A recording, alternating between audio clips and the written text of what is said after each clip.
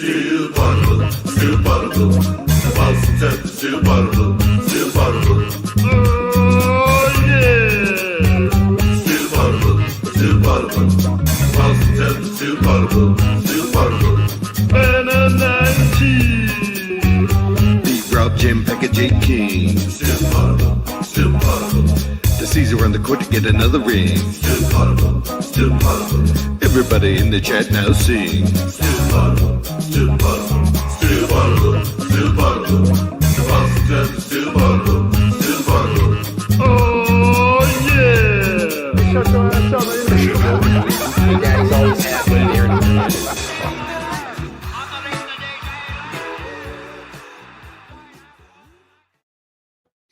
Welcome back to Still Poddable, the best Celtics podcast here on Al Gore's internet.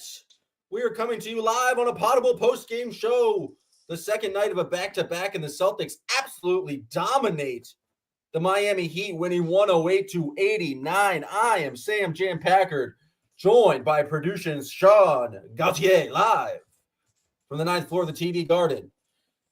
And if you're watching right now live on Twitter or live on YouTube, you can get Still Poddable every single day of the week on patreon.com/stillpoddable.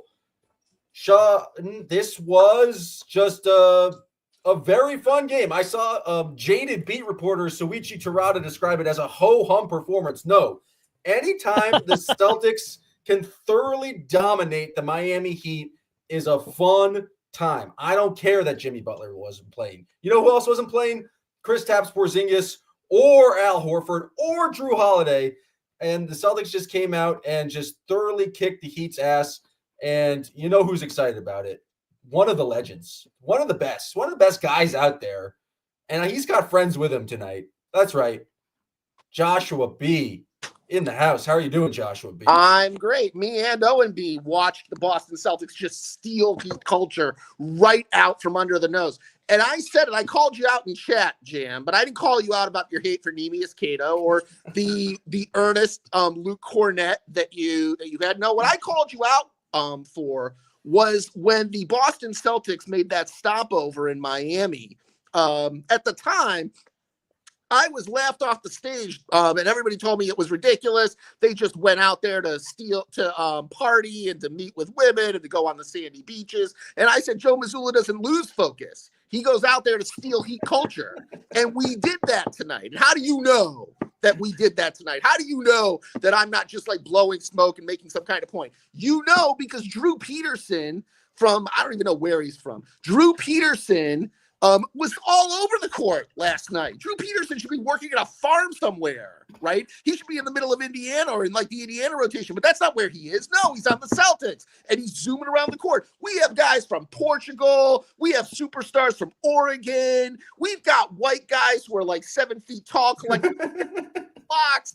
We have effectively stolen Heat culture. And the other half to that I didn't post in chat, but that I do think is important, is what are the Heat without Heat culture, right? They're like a Zach Harper without a podcast, right? They're there, but you're like, what's going on here, right? Like, what are we know that you rank all the NBA teams, but like, where's the effort, right? And you saw it, we blew them apart tonight, and we gave up like what, 35%? Like we gave up our worst like field goal percentage. Didn't matter. Who cares? What difference does it make? We still blew them apart, right? And it just goes to show you that, like, imagine what's going to happen when we're healthy. Imagine when, like, Al Horford and Kristaps Porzingis can actually settle into a rotation minute, right? And Sean didn't even have to be in the chat tonight. It was still all the way from, like, 0 to 100. This was a phenomenal game. So I ask you now, and now when it's actually relevant, now when it matters, was I right?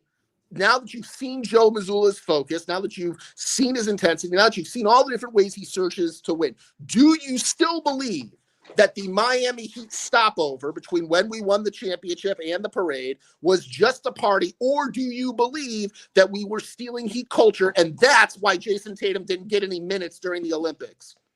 Oh, wow. Adding another layer in the final sentence of the Heat culture conspiracy theory. My one, I guess, counter argument to that is I never believed in Heat culture, so there was nothing there to steal. This is Celtics culture, baby. This is Missoula ball. They didn't need to steal anything because it was a bunch of ballyhoo and tomfoolery and a bunch of nonsense brewed up in some South Miami club, and so there was no need for thieving that. I think they were just there to party on the home clubs of Jimmy Butler and Bam Adebayo, who got absolutely put in a blender tonight by Luke Cornett, who had 6 blocks. And so I agree with the results you're talking about, Josh B, but I don't think I agree with the process because they didn't need to steal it. Heat culture's been a farce all along. O&B's got one thing to say. And then I think Jimmy Butler is just running away from the Celtics. He's just running away. He hasn't played against us since like forever. Yeah, it's been forever. I mean, he was injured. He was injured during the regular season. Then magically, he's injured at playoff time. And now he's injured at the beginning of the regular season. I call him a coward. I mean, either that or he's just at Hotels.com trying to earn more nights in that hammock. One of the two. Either that or he's price gouging folks with his overpriced coffee. I mean, I think why not all of the above? I think many things can be true. People contain multitudes. And you're right. Jimmy Butler's making $45 million a year this year. And he's currently has worse production than Derek White. Just what a fun game. I think we do have to talk about Luke Cornett coming in, getting the start, 6 blocks. Like, he's had some really bad defensive moments this year where he's looked slow in the pick and roll. But for whatever reason tonight, he was locked in. And I just thought he provided so much defensive energy for the Celtics. The Heat, 35% from the field, and the way the Celtics have lost this year is points in the paint. They actually won the points in the paint battle this year while making 19, or this game, they made 19 threes. They won the 3-point battle 19-8, but they also won points in the paint. That's just a recipe for domination, and it just felt like Bam Adebayo could not do anything against Luke Cornett. Bam was 6 for 18 with only 15 points. And I feel like Luke deserves a lot of credit for that. Yeah, Packard, my notes are just full of literally the headline to my notes just says overreactions. Here's my first overreaction. Is Luke Cornett the Bam Adebayo stopper? Have we just somehow missed this over time? Well, Drew Carter said that on the broadcast, and Scal really was like, "You can't say that." And then Bam Adebayo came down and dunked right on Luke Cornett's face. So I don't know. Jury's still out on that one. Listen, sometimes you are the someone stopper, and they still score. Like, you're not holding them to 0, but like, Giannis gets a couple on Al every now and then, but Al's still the Giannis stopper. So shout out to Luke. I think Luke just remembered that he's 7 foot something in this game and decided to start going for blocks. I forget who it was on like Twitter or Blue Sky or wherever I was scrolling, but someone was like, out with the Cornett contest, in with the Cornett block party. And yeah, just getting blocks is better. So props to Luke. Yeah, getting close to the guy and actually deterring the shot is way better than visual mind tricks. Luke had 6 blocks tonight. Peyton Pritchard had a block tonight. Even our guy Nemi had 2 blocks tonight. It was just a solid performance all around. And like Peyton Pritchard just continues to be phenomenal. 4th game in a row off the bench with 20 points. He's the first Celtics to do that since Isaiah Thomas, when he first got traded to the Celtics, and they weren't sure if they wanted to be good, and they were bringing him off the bench, and eventually just demanded that he play. Actually, probably played them out of a good draft pick by making them make the playoffs as an 8 seed. But Pritchard has just been great tonight. Like, Jason Tatum didn't really have to do much in terms of scoring. He sure casually threw into 18 points and had 10 rebounds, but this was really a Peyton Pritchard game. It was Derek White knocking down big threes in the 4th quarter. He's shooting, I think, over 50% from 3 over his last couple of games. I look up and Jaylen Brown has 29 points. That's just because he was living at the free throw line. And one of the things that made tonight so special is that it was part of tradition. And that tradition is finding where Tyler Hero is on the court and being bigger and better than him and just attacking him ruthlessly. And that's what the Celtics did, especially Jaylen Brown, especially in the first half. That's just was a good old-fashioned drubbing, and it was boy, was it fun to watch. It was great. Anytime I can see Bubble Boy, being terrible on defense. Bubble Boy is Tyler Hero for me. I've hated him since the bubble, and I think he's never performed as well as he did in the bubble. So, to me in my group chat, he's Bubble Boy. Yeah, love seeing him get attacked on defense. And genuinely, is Peyton Pritchard like, if not the most, like the second most consistent player on this team right now, like so far through the start of this season? I think he would have to be second most after Jason Tatum. But I had a friend, I was in New York this weekend, and I had a friend ask me just like, oh, how's the Celtics season going? Like, where does this team compare to last year? And I was like, I genuinely think this team is better than last year. And that might be prisoner of the moment. And last year's team was winning most of their games by 25. So stick with me here, folks. They haven't had Kristaps Porzingis all year. They've just had him for 3 games. But it feels like they've added this version of Peyton Pritchard to an already championship-level roster. And we were not seeing this last year with just Peyton Pritchard at all. He had some moments, but this level of just like consistent scoring threat, this level of aggression, him looking for his own shot, just adds this dynamic and this huge scoring threat off the bench where maybe Drew's taken a little bit of a step back offensively in terms of not hitting the same percentage from the corners. But right now, I think just like adding the dynamic of Peyton Pritchard makes this team a little bit more of a threat. While I was saying that all out loud, I do think it's prisoner of the moment. I'll argue against myself.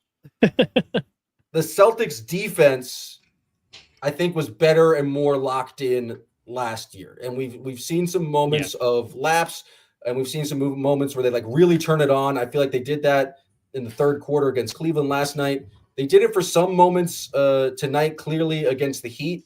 But, I don't like arguing against myself because that makes me wrong on one regard. But I do think if we're talking about the overall quality of the team, I think the defense needs to step up. And I think the defense did a great job tonight against, which is just not a very talented offensive team in the Miami Heat, especially without Jimmy Butler. Tyler Hero had 19 points. Jaime Jaquez was probably the Heat's best offensive player. Apparently they played a guy named Pell Larson. And this is the first I'm learning of it, but he played 12 minutes.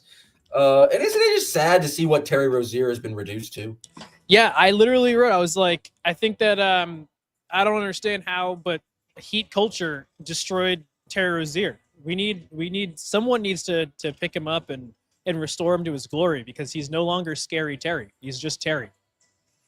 No, he needs to find wherever Eric Bledsoe is and just like bring him out and make fun of him. That's when he was at his the most power he had.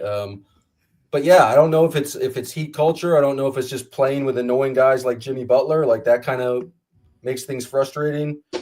But it's just an overall very, very solid performance from the Celtics. I mean, Joshua B brought up Peterson. 7 points tonight, but I think I was most impressed with him on the boards. Like he had 7 rebounds, and he's a small, skinny-framed man. And I didn't really know what he looked like, to be honest, until he started playing 20 minutes against the Cavs yesterday. But just very solid effort from him on the defensive end.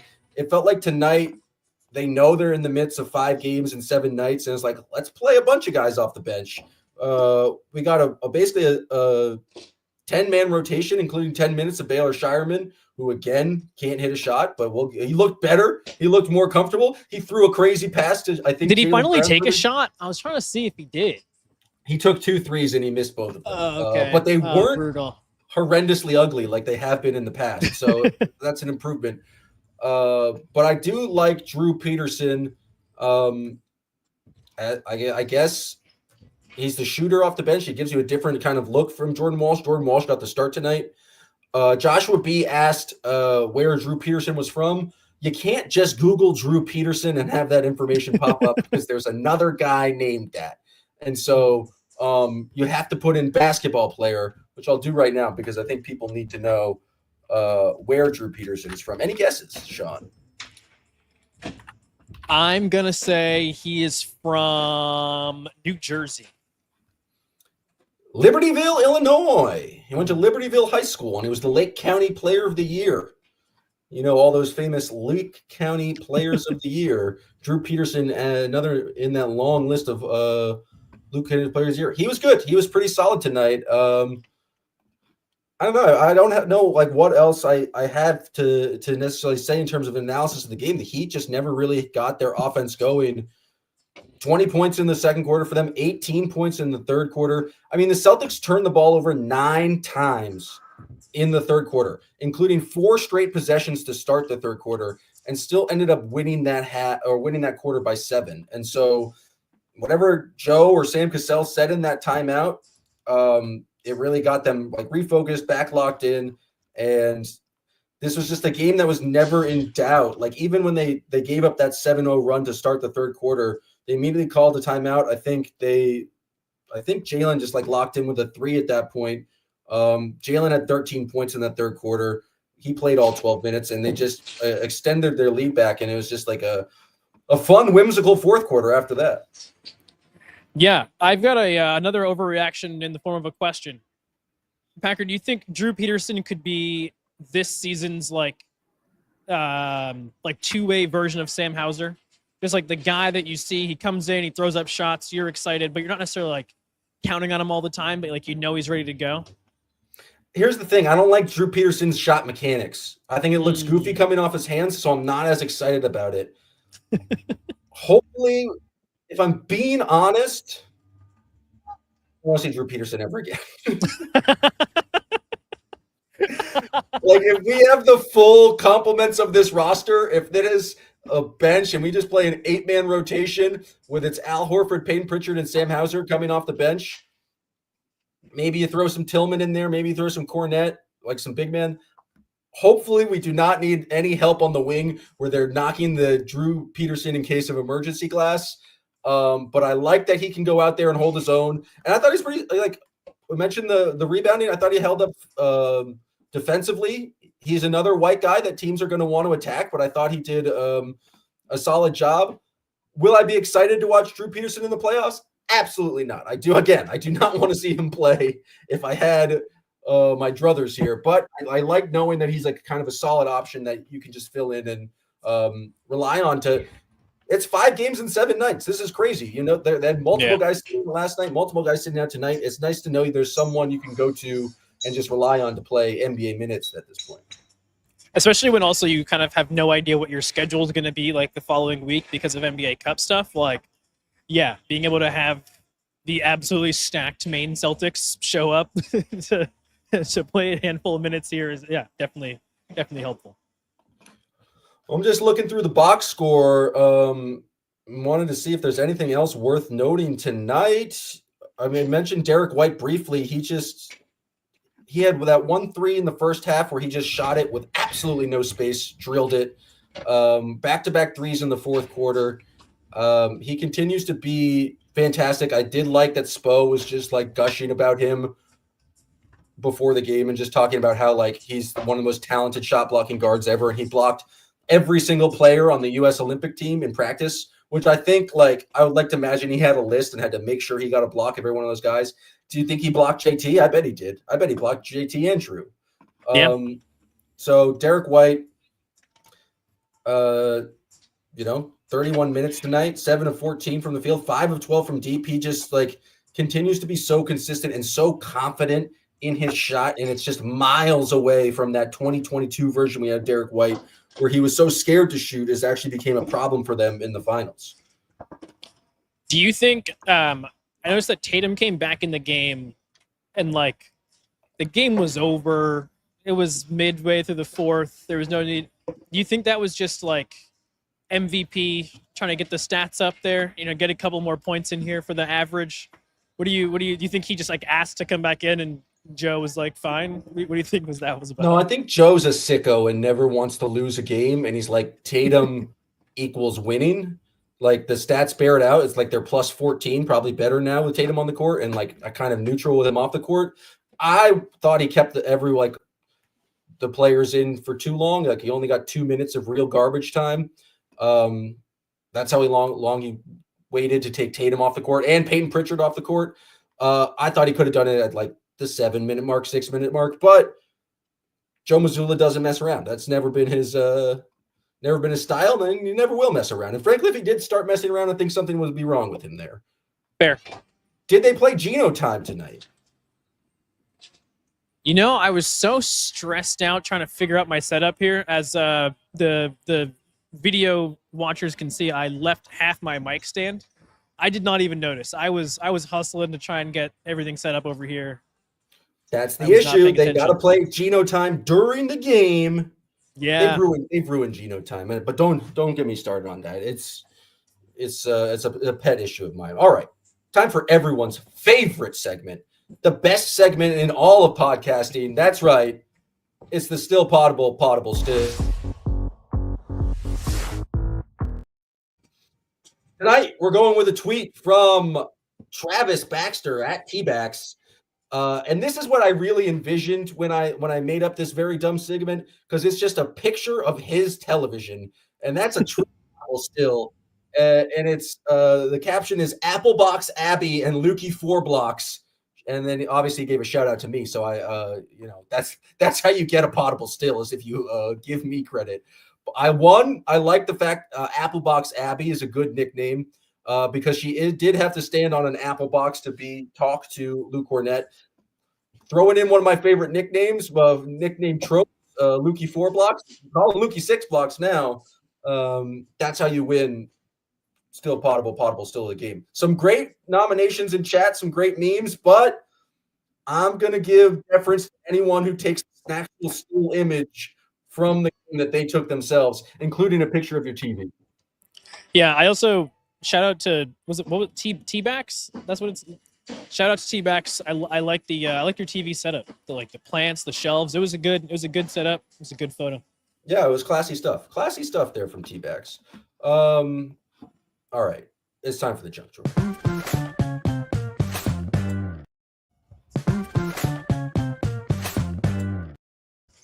Before the game, Joe Mazzulla was asked about the rivalry with the Miami Heat. Eric Spoelstra, presumably this is what happens. Let you guys behind the curtain here. If you ever hear the same question asked to multiple guys, either before the game or after the game, that is always by one specific reporter who has a very specific story they are looking for and just wants quotes to fill that in. And so I don't know who it was, but obviously someone was asked Spoelstra and Joe about the rivalry. And Spoelstra gives the generic, yeah, it always means something different when we're playing Boston. Joe Mazzulla can't give that quote. Joe Mazzulla says, I think of all the games as rivalry games. What does that mean? It's like when we play the Portland Trailblazers, that's a rivalry game, Joe? If all of them are rivalry games, it defeats the entire concept of a rivalry. It's removing basic meaning from the word rivalry. Just be normal and be yeah, we want to beat the Heat a little bit. But he can't do that because he's Joe Mazzulla. Yeah, I don't know. It's I get it from the every game counts the same, they all matter the same mindset. But at the same time, it's yeah, you're right. Obviously, this is different than playing this is different than playing Detroit, or the Jazz. It just doesn't mean exactly anything. Yeah, he's lying to our faces. He's lying directly to our faces, and I get it. He can't do anything else. That's built in. Oh, come on, there. That's ridiculous. I'm going to go quickly through some Fanatics Sportsbook. Why does Fanatics need to be a sportsbook? It doesn't. That's stupid.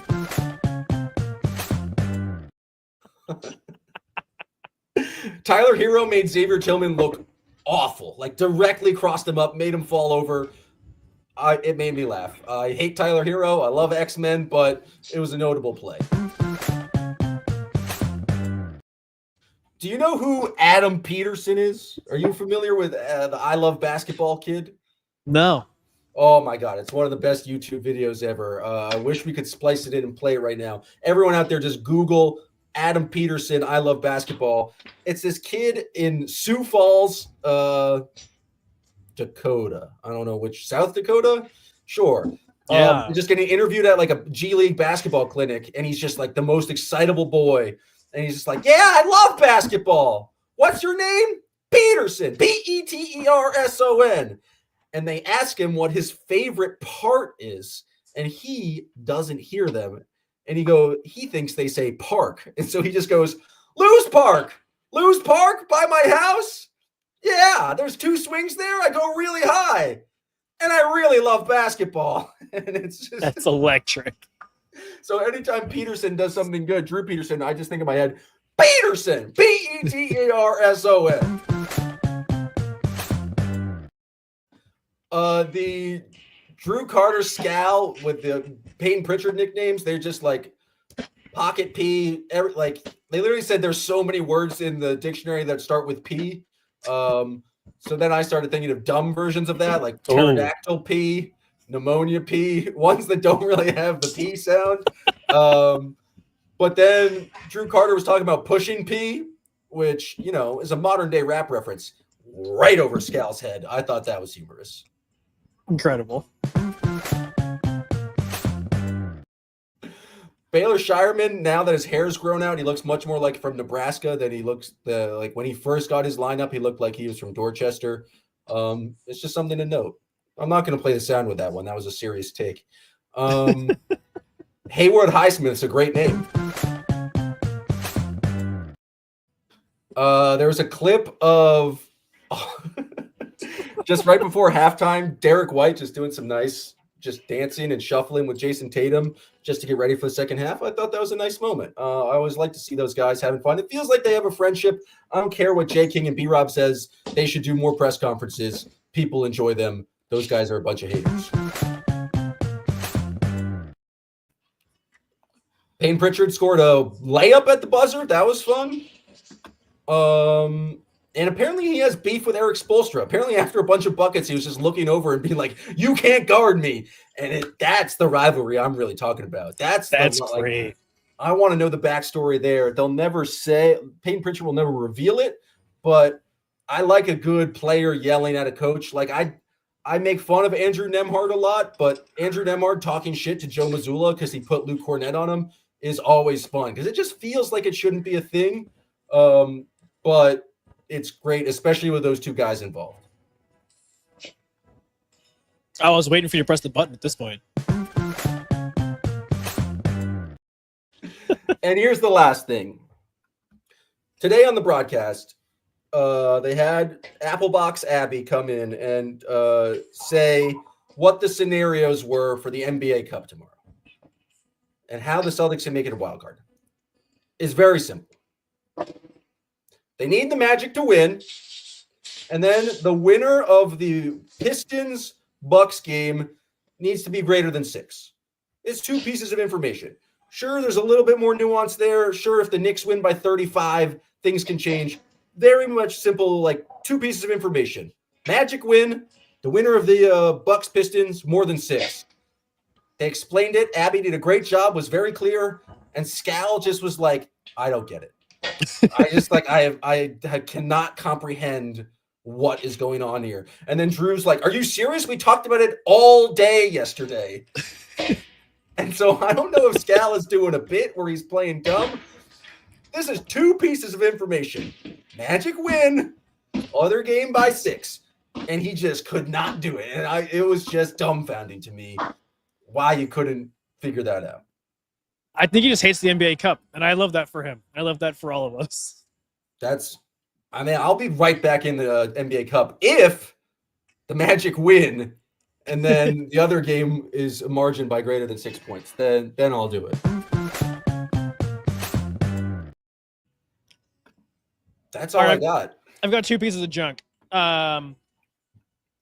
As usual. Oh, no, I got a third one because on one of your social media platforms, you said contender for the Poddable still was the image of the sandwiches being cut. And so I did not take notes on who decided which way. I do think more Celtics cut their sandwiches diagonally. Packard, question to you as always. Which way do you think is the better way to cut a sandwich? In, straight up and down or diagonally across? Well, I think this is a nuanced thing. I don't think there's a universal way to cut a sandwich. I feel like it depends on the type of sandwich. For some reason, to me, like a peanut butter and jelly, I'm going horizontal. But more of a cold cut, I'm going diagonal. Like a club sandwich is diagonal with a frilly toothpick. I'm with you on the toothpick, but I think that it You know what a club sandwich is as well? yeah. But I can't even imagine eating a peanut butter and jelly sandwich that was cut straight up and down. It's gotta be. What if it was cut diagonal horizontally instead of vertically? That's a disaster. That's like when people cut bagels like not in half the right way, but from like top to bottom. That's no good. You can't. Oh yeah, that's weird. That's like corporate office like party bagel situation because you're like sharing them. That's no good. I don't like that. Well, I have the picture right now. It's a fairly split for the horizontal vertical. Drew, Peyton Pritchard, Jalen, Hauser, Kada, Baylor, and Tillman. And then for the diagonals is the rest of the guys, Walsh, Horford, Cornette. Oh, Peyton Pritchard split his vote too. I can't see. A man of science. Yeah, he said something about, I think he said if it's a grilled cheese, it's got to be diagonal, but that otherwise he's back and forth on it. That's fair. That's a man who knows his and has specific sandwich preferences. So I wish I had a cool P word to describe him right now. But a particular P. Nailed it. On the Peyton Pritchard nicknames, I'm just sad that it feels like Fast PP is fading away, and I've got a lot of nostalgia for the Fast PP nicknames, or nickname rather. So I know, but like once you become a star, you can't be Fast PP anymore. He's a PP of everything. Yeah, but he's still fast. He's still fast. He still had one crazy just like take to the hoop today. It was just like blew by a Heat defender and got to the rim. He's still quite fast. On the last show, I don't remember which episode it was now. I think you were talking to B-Rob about the dunk competition and how the kids' dunk competition is always bad. Tonight was exceptionally bad. This was a terrible kids' dunk competition. None of them, like, I love when the kids try and dribble the tiny ball and it doesn't work. Like, I think that's good. It shows that you, like, know what you're doing. Everyone just walked up and put the ball in the thing. It was terrible. Kick them out. Get them out. Do better, kids. Like, be more serious about this. T-shirt cannons. I feel like we've talked about this before. I can't remember if it was on the show or not. T-shirt cannons are a must. They cannot be that expensive. And it's embarrassing that balcony seats. I'm not talking me up here in the rafters. I don't need the free T-shirt. They never fit me anyway. But the balcony seats deserve the free T-shirt significantly more than the lower bowl. And it's an injustice that the Celtics haven't invested. It's class warfare is what it is. You see, they created a new stadium out there for the Clippers. They got T-shirts coming out of the Jumbotron to reach every seat in the stadium. And really, it's about equity. It's really about access to free T-shirts. And sure, someone would say, oh, it creates liability because you're shooting live rounds at people. And it's a very, very steep TD Garden balcony, and people will be falling over. But let the lawyers figure that out, you know? At Mohegan Sun Arena, they have a T-shirt gun. It's significantly less steep, a lot smaller arena. I understand that. What they do is they just aim directly at the back wall. Every T-shirt that comes out of that thing hits the back wall and then falls into the crowd. And that's what you do. Oh, wow. Avoid the people, hit the wall. Little bounce in action. Although that'd be a pretty far shot if a T-shirt cannon could hit the back wall of the balcony. Yeah.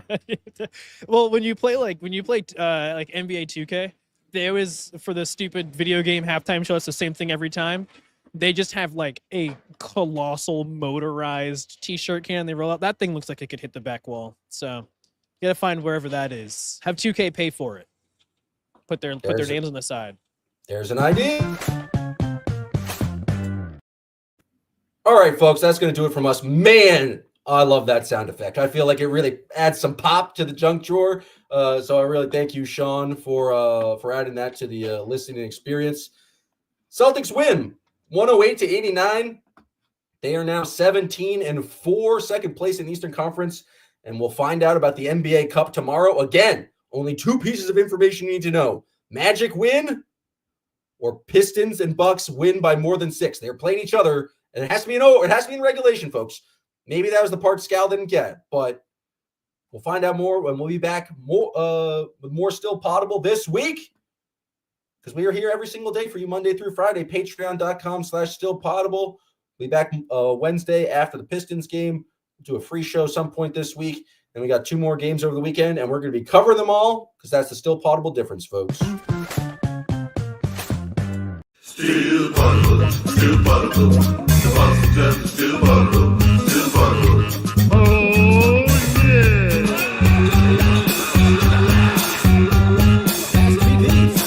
Slow down from eating and drinking and all that wild stuff.